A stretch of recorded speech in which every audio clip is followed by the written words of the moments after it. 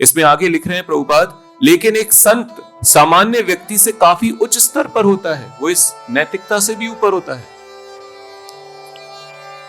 वह निरंतर परमेश्वर के महिमा गान में व्यस्त रहता है, क्योंकि परमेश्वर के पवित्र नाम तथा यश का प्रसार करने से जगत का दूषित वातावरण बदल सकता है। जो भी दोष है वो सारे दोष खत्म हो जाते हैं जब हम क्या भगवान से अपने जीवन को जोड़ लेते हैं। कोई कितना भी अपवित्र क्यों ना हो, जब भगवान से जुड़ता है, क्योंकि भगवान क्या है, पवित्रम परमम भगवान, परम पवित्र है। जैसे ही हमारा संपर्क भगवान से होता है, हमारी सारी अपवित्रता क्या हो जाती है, खत्म हो जाती है, नाश हो जाती है। इसलिए संत जो होता है वो अपने आप को सदा कहां जोड़ के रखता है, भगवान से जोड़ के रखता है। इस सांसारिक जो दोष है, संसार के जितने भी दोष है, दूषित वस्तु है, उन सब से वो दोष रहित हो जाता है।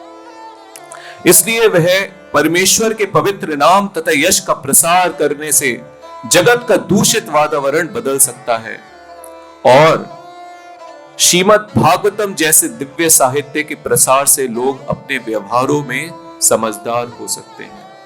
और श्रीमद् भागवतम, इसीलिए इसको यहां पे शब्द दिया गया है विप्लवः। विप्लवः का मतलब है क्रांतिकारी, जनताघ विप्लवः। एक तो जनता के अघ मतलब पापों को नाश करे, और जनता के विप्लवः उनके जीवन में क्या लेके आए, क्रांति लेके आए। ऐसे साहित्य जैसे श्रीमद् भागवतम और भगवद गीता है, वो हमारे जीवन में क्या लेके आते हैं, क्रांति। किस प्रकार क्रांति लाते हैं? क्रांति का मतलब है कि हमारी दृष्टि देखने की, संसार और जीवन को देखने की दृष्टि क्या होती है, वो परिवर्तित हो जाती है। वो क्रांति एक जीवन में आना, जिससे हमारा नजरिया, जो देखने का जो समझ है, संसार की समझ, वो बदल जाए। अभी तक हम इस संसार को किस तरह से देखते आए हैं, सांसारिक दृष्टि और सांसारिक बुद्धि से देखते आए हैं। पर जब हम भागवतम और भगवद गीता पढ़ते हैं, तब हम इस संसार को, अपने जीवन को भगवान की दृष्टि से, आध्यात्मिक दृष्टि से, या शास्त्र चक्षु कहते हैं, शास्त्रों की दृष्टि से हम इसको देखने लगते हैं।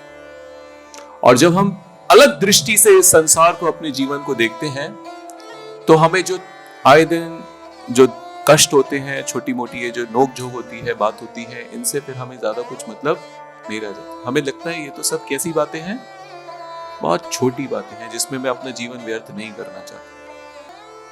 तो संत इसलिए, भगवान के भक्त इसलिए भगवान की और भागवत की स्तर पे उस चर्चा, उनके यश और नाम का गुणगान करके एक तो अपने जीवन को आध्यात्मिक स्तर पे बनाए रखते हैं, आध्यात्मिक दृष्टि और आध्यात्मिक समझ बनाए रखते हैं, और साथ ही साथ दूसरों को भी इसी प्रकार ये दृष्टि और ज्ञान प्रसार करते हैं।